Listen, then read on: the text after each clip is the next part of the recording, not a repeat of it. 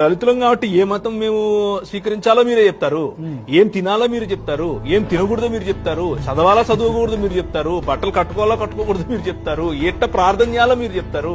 ఎందుకు మా రోడ్లు మేము వేసుకోలేము? ఇప్పుడు ఒక గ్రామం ఉంటది, గుడి చుట్టూ ఉండే రోడ్లేమో బాగుంటాయి, మా దానికి వచ్చేనేమో ఏముండవు.